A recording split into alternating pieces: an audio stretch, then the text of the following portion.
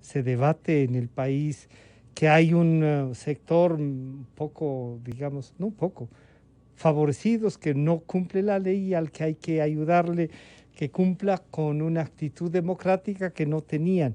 Señor ingeniero, bienvenido, buenos días. Gracias, buenos días. Un honor estar con usted, Francisco, una vez más. A sus órdenes.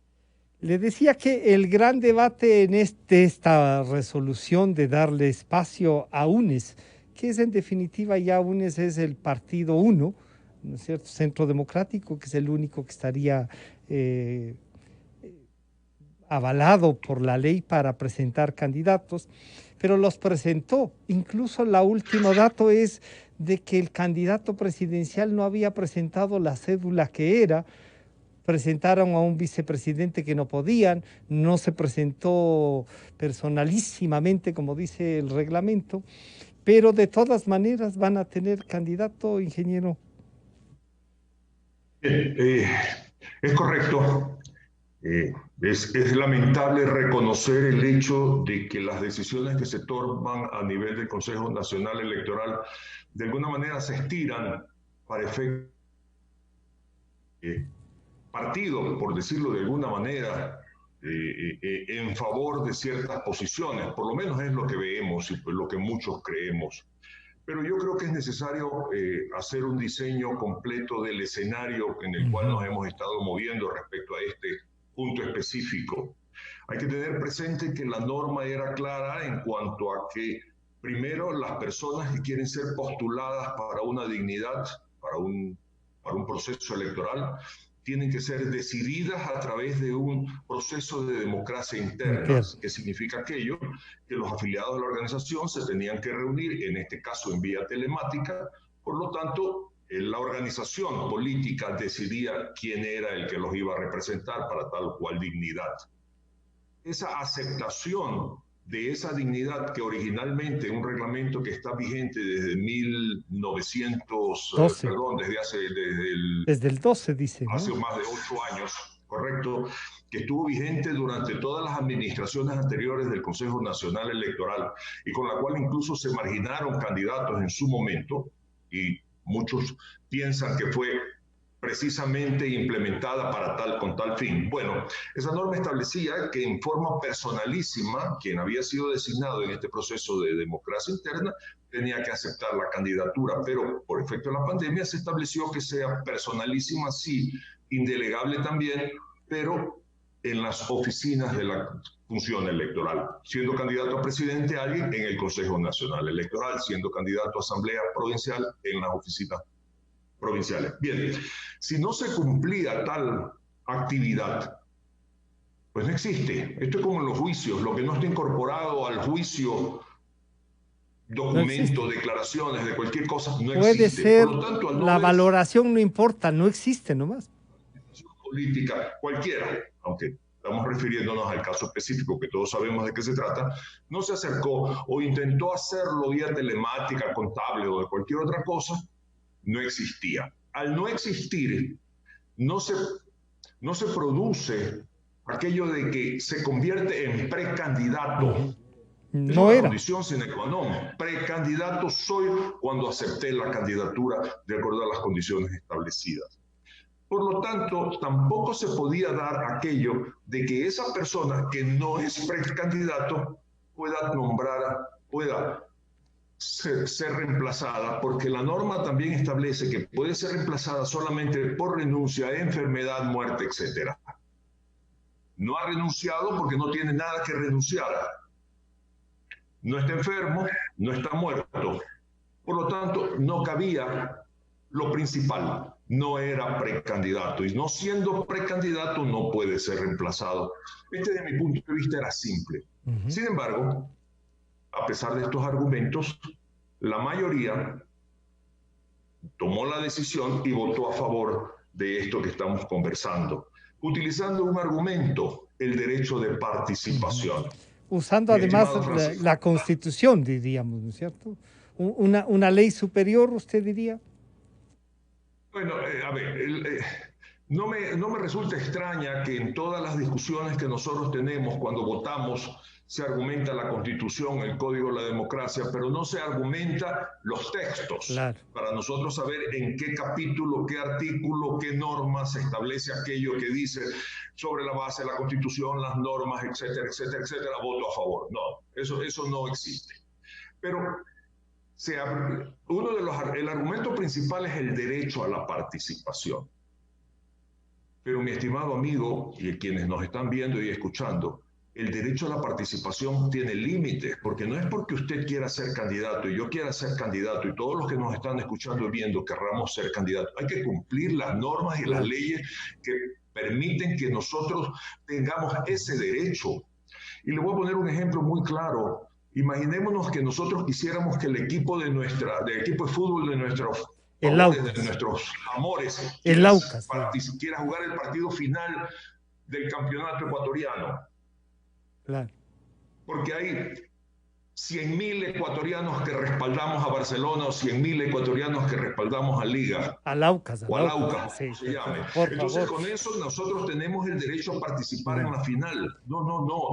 Tienen que jugar los partidos previos, tienen que ganar los puntos.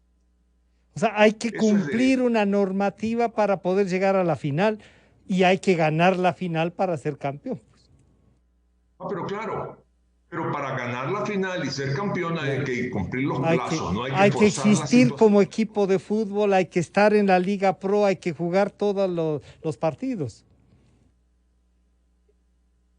Así es. Ingeniero, ¿usted encuentra ahí, no sé, se han sembrado tantas dudas en el accionar de la mayoría? Nosotros hemos querido conversar con la presidenta del Consejo Nacional Electoral, a quien les reitero, no solo consideraciones personales, que las hemos tenido desde antes, hemos conversado, hemos asistido como gremios también para conversaciones, pero estos hechos demuestran una actitud deliberada para generar incidentes en el proceso y que permitan que tener argumentos para después deslegitimarlos, ingeniero. No me atrevo a hacer juicios de valor sobre cuáles son las finalidades que motivan a que estas personas que conforman la mayoría tomen decisiones como estas, tan descabelladas, tan alejadas a lo que dice la norma y la ley, e incluso tan alejadas a la transparencia mismo y a la eficiencia con la que hay que manejar un proceso electoral. Comparto con usted una inquietud inmensa que tenemos en este momento.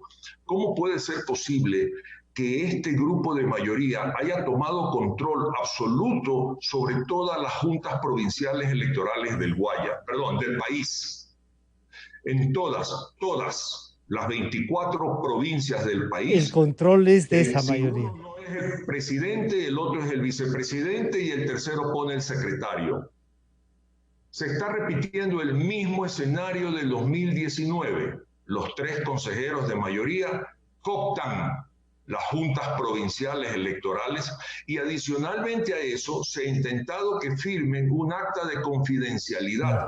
Cuando estas personas que integran estos cuerpos colegiados son jueces provincial son los que organizan el proceso y llevan adelante el proceso, califican candidaturas también. Son jueces. Y pretender que firmen acuerdos de confidencialidad es, a mi criterio, intentar silenciar. Está bien que ellos no puedan revelar aspectos internos institucionales, pero ellos son nuestros representantes en temas políticos, en temas de la transparencia del proceso.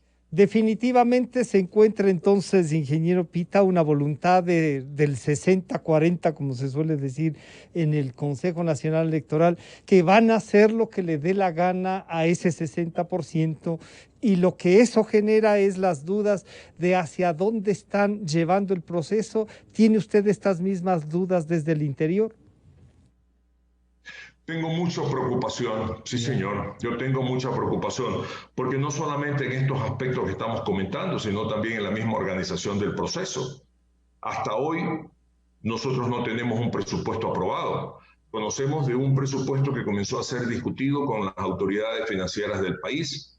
entendería que han Hay una especie existido de... reajustes internos de los cuales nosotros no conocemos. Nosotros como Pleno, o por lo menos Verde Soto y Pita no lo conocen. Capaz que el grupo de mayoría debe estar muy bien enterado, pero nosotros no sabemos en qué partidas, qué ítems, qué grupos de gasto se están afectando.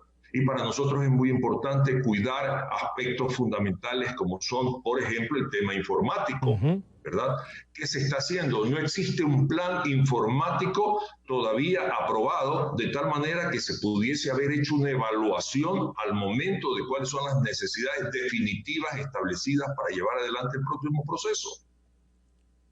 Hay muchos aspectos respecto a la organización que están muy débiles todavía y estamos a meses, pero por Dios, a muy pocos meses de que el proceso se realice.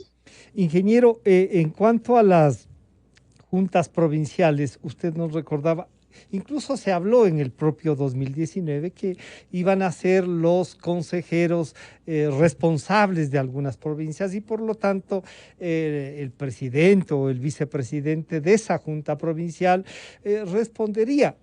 Aunque no está bien usada la palabra respondería, diríamos, coordinaría de mejor manera, pongámoslo así, con el consejero responsable de esa provincia. Eso tampoco se respetó de lo que usted nos acaba de decir entonces.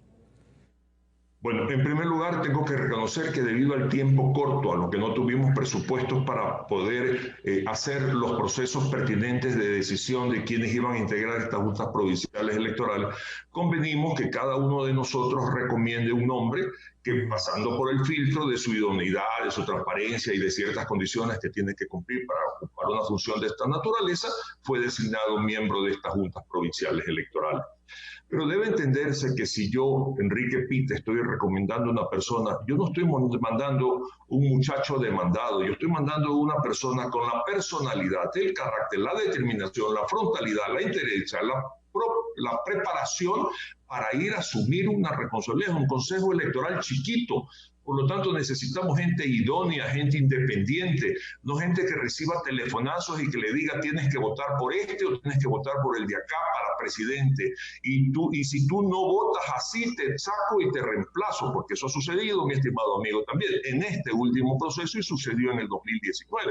Así no podemos nosotros tener certeza absoluta, insisto, de la idoneidad, de la transparencia con la que se toman las decisiones en estos consejos chiquitos que se llaman juntas provinciales electorales, así como yo personalmente tengo desconfianza de las decisiones que se toman acá en el Consejo Nacional. En el nacional, además, con esa mayoría.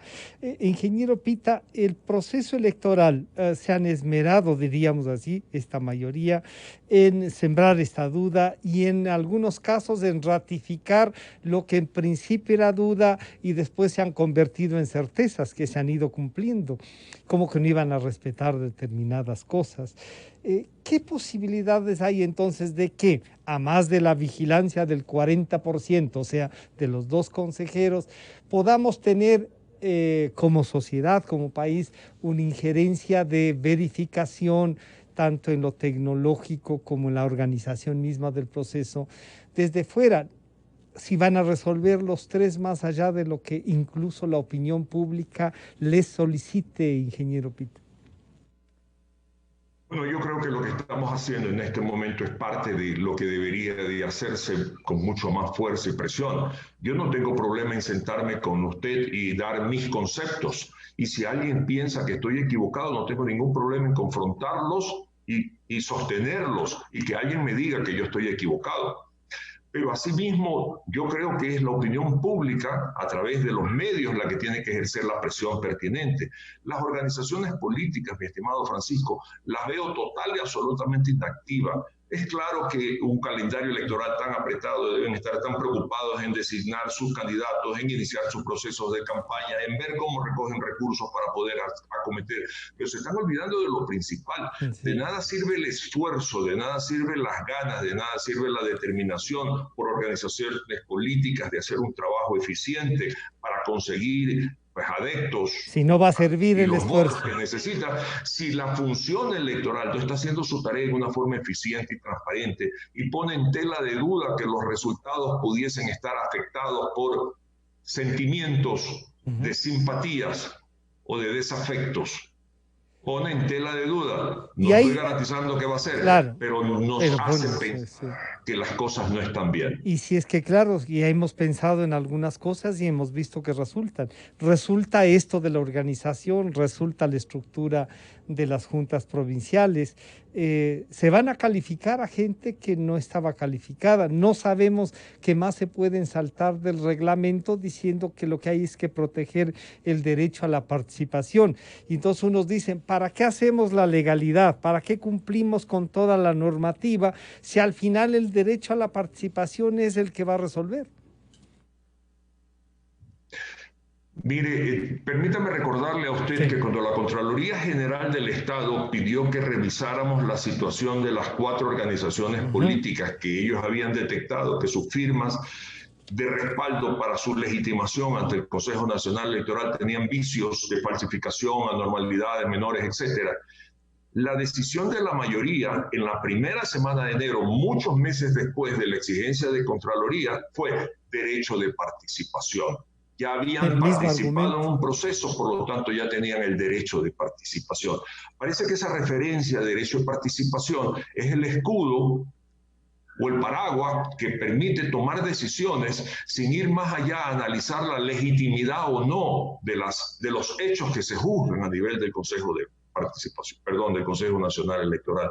Es como le dije hace un momento, todos queremos Esto, mucho y aspiramos mucho, pero nos tenemos que pero hay que cumplir enmarcarnos las en lo que normas, dice la claro. ley y es lo que legitima nuestra actitud, nuestra decencia, nuestra transparencia.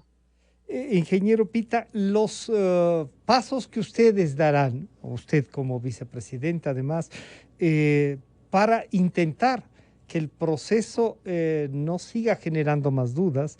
Yo sé que no depende solo de usted, pero algo habrá que hacer.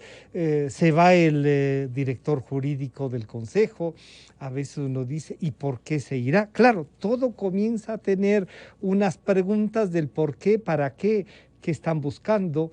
Y claro, otros hechos como el de la calificación o la posibilidad de abrir esto generan o profundizan más esas dudas. ¿Qué hacer, ingeniero Pita, tanto desde adentro como de afuera? Ya nos has recomendado ejercer presión pública, accionar de las organizaciones políticas, pero algo más habrá que hacer para que no se lleven en bulto todo el proceso.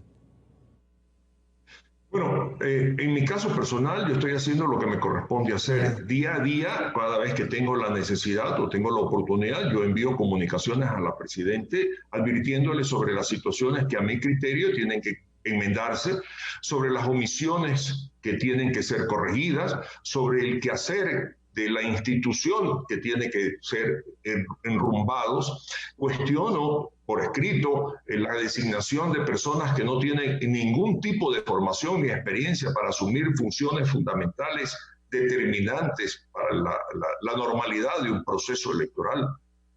Pero hay aspectos en los cuales, lamentablemente, al amparo aquel de una norma que dice que su máxima autoridad es la responsable de los temas administrativos y financieros, margina absolutamente cualquier posibilidad de que nosotros pudiéramos mirar de cerca hasta cuando, en no pocas ocasiones, simplemente lo que se nos llevan son papeles para ser votados y obviamente nos abstenemos o rechazamos, porque en ese momento estamos argumentando que la insostenibilidad de tales propuestas. Con la sorpresa, por supuesto, siempre de que la mayoría sí vota a favor. Pero estas situaciones, este es el cuerpo colegiado, estas son las normas que existen. Y nuestra única, y voy a hablar en representación del doctor Verde Soto, lo único que nos queda es ser persistente respecto a plantear nuestra posición, a no de permitir, por lo menos con los votos que se aprueben en forma incondicional las decisiones, a conversar con personas como usted y poder compartir estas inquietudes, porque es lo único que nos queda. Pero, insisto, si las organizaciones políticas, los dirigentes políticos incluso muy importantes, respaldan esa mayoría, obviamente es poco lo que podamos hacer. Bueno, para concluir este diálogo y agradecerles, claro, uno agradece que las autoridades comparezcan, compartan, sostengan sus tesis, incluso discrepen a veces públicamente, es bueno que puedan hacer un esfuerzo, esperamos nosotros. Yo he estado en una comisión para buscar hacer un esfuerzo de cómo actuar en conjunto, de que se respeten las cosas. El doctor Ismael Quintana decía: ¿cómo pueden decir que lo personalísimo es inaplicable por la pandemia, por todo eso? Hay ya una presentación, el señor Michel Aulesti ha ido al contencioso electoral para impugnar la resolución tomada por el Consejo. Claro, es este el actuar, señor ingeniero Pita. A todo esto nos toca enfrentarnos, y ya no solo a ustedes, le toca al país. Así es lo que corresponde. Que todos los actores políticos, toda la gente que sienta que tiene la verdad de su lado y que se sienta que tiene la representatividad suficiente, porque la norma también establece que debe tener la legitimación activa para poder interponer estos recursos, debe hacerlo. Porque en caso contrario, Michel Aulesti es el presidente del movimiento ahora, ¿no? Simplemente van arrasando con todo, sin que nadie juzgue, sin que nadie diga. Simplemente lo que tenemos después es que lamentarnos por los resultados. Es un proceso electoral, vamos a elegir un presidente de la República. Las cosas no pueden ser tratadas a la ligera. No puede quedar duda ninguna, ni por un milímetro, de que nuestro quehacer es transparente. Mi estimado Francisco, no se trata de declararlo, porque es muy fácil que yo aquí, conversando con usted y escuchándome las miles de personas que están viendo este programa, yo diga: yo soy honesto, soy correcto, yo actúo de acuerdo a los principios y a las normas. No, se trata de hacer, hay que ser coherente entre lo que digo y lo que hago.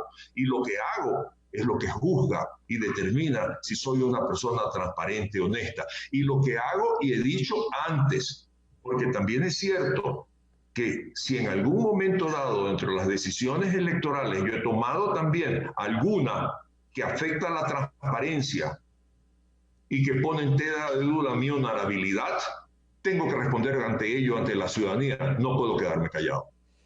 Queremos agradecer al señor ingeniero Enrique Pita, vicepresidente del Consejo Nacional Electoral. Muchas gracias, Enrique, por atendernos y responder las inquietudes. A sus órdenes siempre, Francisco, es un honor. Muchas gracias. Ha estado con nosotros el ingeniero Enrique Pita, vicepresidente del Consejo Nacional Electoral.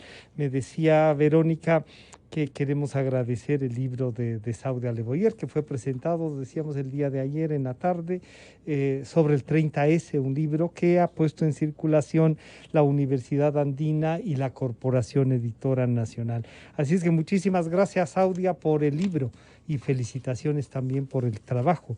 Estamos concluyendo el día de hoy. Me voy a permitir, a propósito, vi un mensaje ya, Rosario Utreras, la expresidenta del Consejo Nacional Electoral, está cumpliendo años y es más de 70, y ella lo dice así: son más de 70. Felicitaciones, un abrazo. Vamos ya de inmediato con Vicente Albornoz, Sebastián Oleas, Clarito está. Hasta el lunes entonces.